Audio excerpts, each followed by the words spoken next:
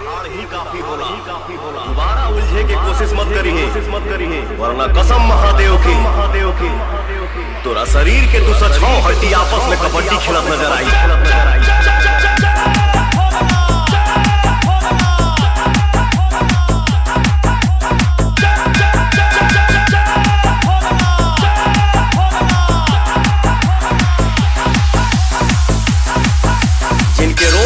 शिव है वही विष पिया करते हैं। तेरे जैसे भड़ुए क्या जलाएंगे, जो श्रृंगार अंगार से किया करते हैं। भेड़ियन में हाहाकार खातिर शेर के एगो दहाड़ ही काफी होला।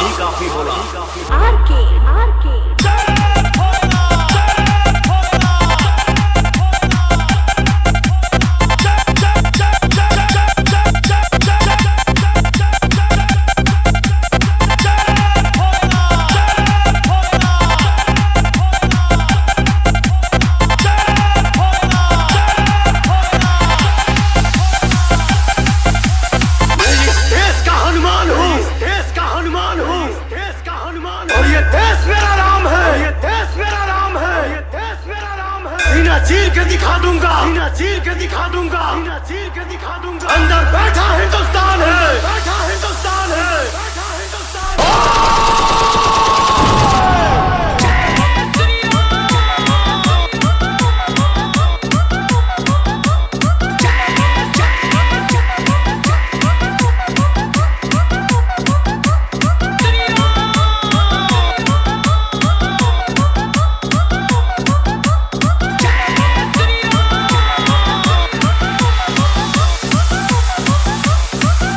जिंदा वही रहता है